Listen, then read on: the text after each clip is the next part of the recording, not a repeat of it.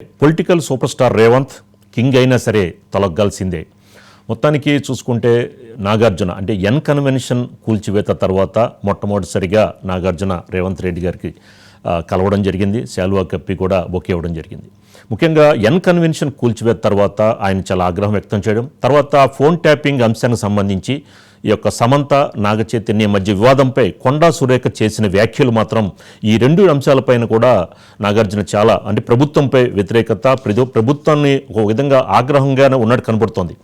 ఎందుకంటే N convention కూల్చివేత అంశంపై నేను లీగల్గానే ఎదుర్కొంటాను, ఆ లీగల్గానే నేను ఫైట్ చేస్తాను అని చెప్పిన సందర్భం తర్వాత మరి ఈ రోజున మరి రేవంత్ రెడ్డి గారిని నాగార్జున కలవడం జరిగింది.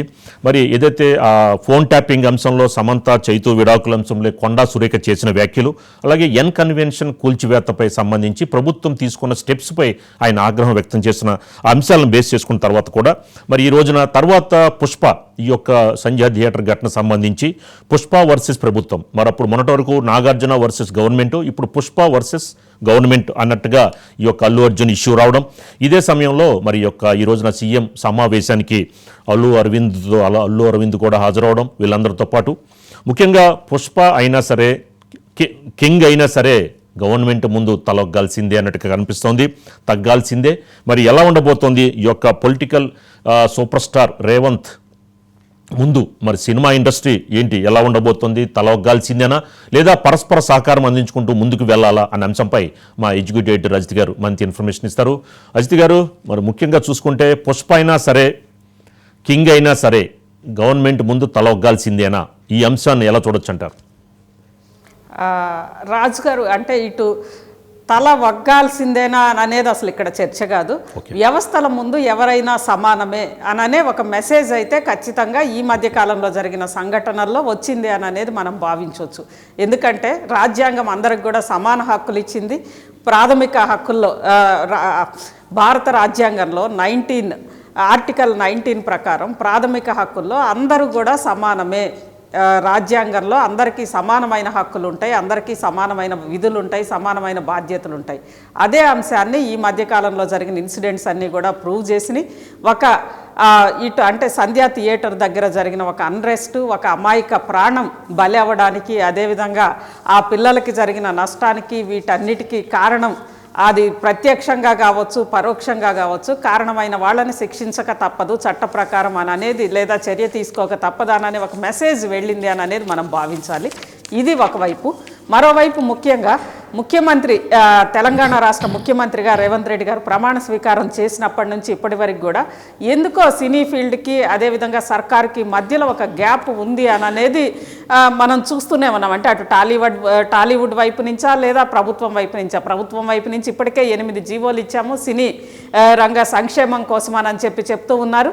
ఆ నేపథ్యంలో ముఖ్యంగా జనరల్గా ఇప్పటి వరకు కూడా మనం చూస్తే ఫస్ట్ నుంచి కూడా చెన్నారెడ్డి హయాంలో నిజంగానే అంటే చెన్నై నుంచి ఇక్కడికి సినీ పరిశ్రమ తరలి రావడంలో చెన్నారెడ్డి గారు, ఆ తర్వాత అసలు ఎన్టీఆర్ గారు ముఖ్యమంత్రిగా వచ్చినాక పూర్తిగా ఆ సినీ పరిశ్రమను ఇక్కడికి తీసుకురావడము, అక్కడి నుంచి కూడా అటు కాంగ్రెసా ఇటు తెలుగుదేశమా లేదంటే ఎవరు అధికారంలో ఉన్నా సినీ పరిశ్రమ మాత్రం వాళ్ళకు వ్యక్తిగతంగా మళ్ళీ రాజకీయాలు ఉండొచ్చు.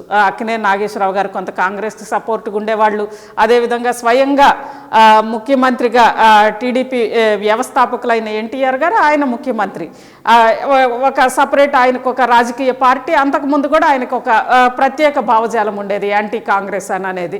ఇలా ఎవరికి వాళ్ళకి పార్టీలు ఉన్నప్పటికీ కూడా టోటల్ సినీ పరిశ్రమగా వాళ్ళు మాత్రం ఏ ప్రభుత్వం వచ్చినా సానుకూలంగా ఉంటూ ఒక మంచి వాతావరణంలో వాళ్ళకి కావాల్సిన అంశాలు ఏమన్నా ఉంటే ప్రభుత్వం ద్వారా చేయించుకుంటూ, లేదా ప్రభుత్వం వాళ్ళని ఏదన్నా ఇష్యూస్ వస్తే వాళ్ళకి సంబంధించిన ప్రభుత్వానికి సంబంధించిన ప్రమోషన్స్ కావాల్సి వచ్చిన ఇలాంటివన్నీ కూడా జరుగుతుండే. కానీ రాను ఎవరికి వాళ్ళు అంటే వాళ్ళ వ్యక్తిగత రాజకీయాలు సినిమాని విడదీయకుండా ఎవరికి వాళ్ళు రాజకీయ పార్టీలతోటి పూర్తిగా వీళ్ళే రాజకీయ కార్యకర్తలలాగా, వీళ్ళకంటే ముందు వీళ్ళ ఫ్యాన్సే ఒక రాజకీయ పార్టీని ఓన్ చేసుకోవడం. గతంలో ఫ్యాన్స్లకు సంబంధించి రాజకీయ పార్టీలకు సంబంధం ఉండేది కాదు, కానీ రాజకీయ పార్టీలని వీళ్ళు ఫ్యాన్స్లో అన్ని పార్టీలు ఉండేవి, కానీ రాజకీయ పార్టీలని వీళ్ళు ఓన్ చేసుకోవడం, ఒక హీరో మీద ఏదన్నా జరిగితే వెంటనే ఒక పార్టీ రంగంలోకి దిగడం, ఇదంతా కూడా మనం ప్రత్యక్షంగా ఈ మధ్య కాలంలో అల్లు అర్జున్ వ్యవహారంలో చూసాం. అల్లు అర్జున్ ఇష్యూ జరగగానే అసలు పుష్ప ప్రమోషన్లోనే వైఎస్ఆర్సీపీ లోగో వేసి జగన్ బొమ్మ వేసి పుష్ప పోస్టర్స్ మొత్తం కూడా అక్కడ ఆంధ్రప్రదేశ్లో వచ్చినాయి. ఆ తర్వాత అల్లు అర్జున్ ఇష్యూ జరగగానే స్వయంగా ఇక్కడ అటు వైఎస్ఆర్సీపీ అదేవిధంగా ఇటు బీఆర్ఎస్ రెండు కూడా స్పందించినాయి. అంత పెద్ద హీరో, దేశానికి ఇంత పేరు ప్రతిష్టలు తెచ్చిన వాళ్ళని ఇలా చేస్తారా, కేసులు పెడతారా అని చెప్పి అక్కడ జగన్మోహన్ రెడ్డి గారు కూడా తొలి రోజు స్పందించారు. స్వయంగా ఆంధ్రప్రదేశ్ మాజీ ముఖ్యమంత్రిగా ఉన్న జగన్మోహన్ రెడ్డి గారు స్పందించారు, ఇక్కడ కేటీఆర్ గారు స్పందించారు. వారితో పాటు అంబటి ఆయనకి తగ్గట్టుగా ఆయన ఈరోజు కూడా పెట్టారు, ఆయన అంబటి రాంబాబు కొన్ని ట్వీట్లు. సరే, దాన్ని మళ్ళీ మాట్లాడదాం.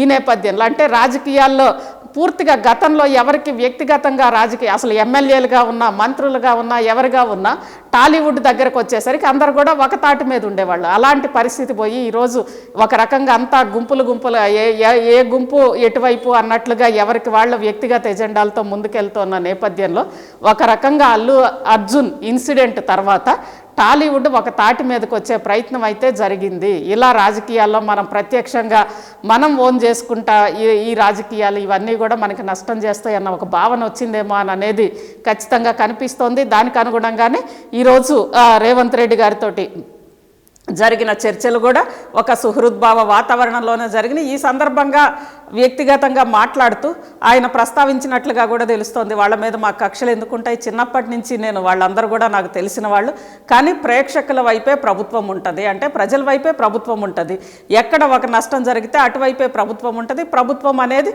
ఒక గవర్నెన్స్ని కరెక్ట్గా జరిగేలాగా చూడడం, అందులో అక్కడ నష్టం జరిగింది కాబట్టి దానికి సంబంధించిన చర్యలు తీసుకున్నామని అనే భావన అక్కడ జరిగిన చర్చల్లో. అదేవిధంగా అసలు రోజువారీ 100 పనుల్లో ఎవరో పేరు మర్చిపోయారని ఇవన్నీ కూడా మేము ఎందుకు అసలు కన్సిడర్ చేసుకుంటాం, మేము కన్సిడర్ చేసింది అక్కడ జరిగిన నష్టానికి సంబంధించి అనే ఒక చర్చ జరిగినట్లు తెలుస్తోంది. వీటన్నిటికంటే ఈరోజు ప్రత్యేకంగా ఈ మొత్తంలో ఆసక్తికరంగా మారిన పరిణామం అయితే నాగార్జున గారి వ్యవహారమే.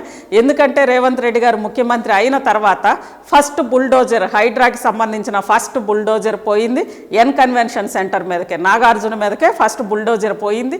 అక్కడ నిజంగానే అంటే చెరువు సిక్కం భూమిలో కట్టిన ప్రాంతాన్ని అక్కడ తొలగించడం ద్వారా ఆ రోజు అదొక పెద్ద, అది కూడా ఒక పొలిటికల్ అంటే ఒక రాజకీయ వివాదంగా మారింది. అంటే ఆయన ఏదో బీఆర్ఎస్కో లేదంటే కేటీఆర్ గారితో సన్నిహితంగా ఉంటారు, అందుకే ఇలా జరిగింది, దీని వెనక పూర్తిగా రాజకీయ కారణాలు ఇలాంటి అనేకం వచ్చినాయి. అదేవిధంగా దాంతోపాటు ముఖ్యంగా ఫోన్ ట్యాపింగ్ విషయంలో కూడా కేటీఆర్ ఇటు గత ప్రభుత్వం ఫోన్ ట్యాపింగ్ ఆరోపణల్లో కూడా దానికి సంబంధించి కూడా నాగార్జున గారి కుటుంబ వ్యవహారం అనేది ప్రత్యక్షంగానో పరోక్షంగానో పదే చర్చకు వచ్చింది.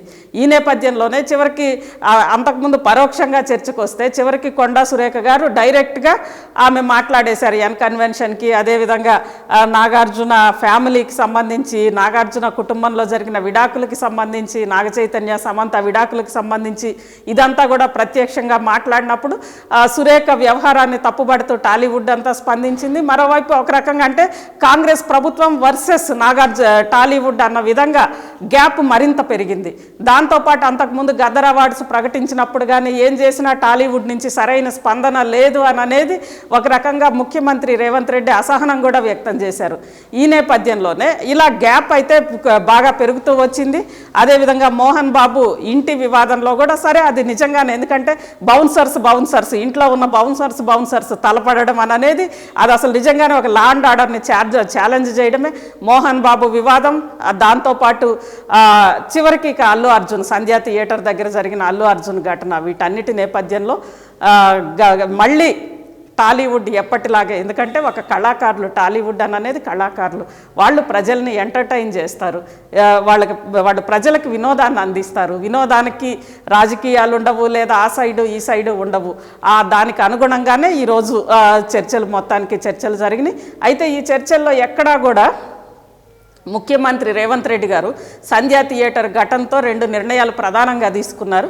అందులో బెనిఫిట్ షోలు రద్దు చేయడం, అదేవిధంగా టికెట్ ధర కూడా పెంచే ప్రశ్నే లేదు అని చెప్పడం. ఇది అసెంబ్లీ ముఖంగానే తెలంగాణ రాష్ట్ర శాసనసభ సమక్షంగానే ఆయన చెప్పారు. ఆ నేపథ్యంలో అదే మాటకి ఇప్పుడు కూడా కట్టుబడి ఉన్నారు. బెనిఫిట్ షోలు అనేది ఛాన్సే లేదు, అసెంబ్లీలో ఏం చెప్పామో దానికి కట్టుబడి ఉన్నాం. అదేవిధంగా టికెట్ల పెంపు కూడా మేము అనుమతించమని అనేది అవి చెప్పారు. గతంలో ఎప్పుడు కూడా ఇలాంటి చర్చలు ఎవరు వెళ్ళినా, గతంలో జగన్మోహన్ రెడ్డి గారి గవర్నమెంట్ అక్కడ ఆంధ్రప్రదేశ్లో ఉన్నప్పుడు కూడా వీళ్ళు వెళ్ళినప్పుడు ఎప్పుడు వెళ్ళినా కానీ ఈ బెనిఫిట్ షోలు వీటి మీదే ప్రధానంగా మాట్లాడతారు. కానీ టాలీవుడ్ సమస్యలు కానీ వాటి అభివృద్ధి కానీ ఇవన్నీ లేదు. మెయిన్ బెనిఫిట్ షోలు, లేదంటే టికెట్ల పెంపు, ఆ ఫస్ట్ రోజు 2 రోజులు కావాల్సిన రాయితీలు, వీటికి సంబంధించి మాట్లాడిన ఘటనలు మనం చూసాం. కానీ ఈసారి మాత్రం వాటికి ఛాన్సే లేదు అని చెప్పిన నేపథ్యంలో దాంతోపాటు రేవంత్ రెడ్డి గారు సున్నితంగానే హెచ్చరించారు.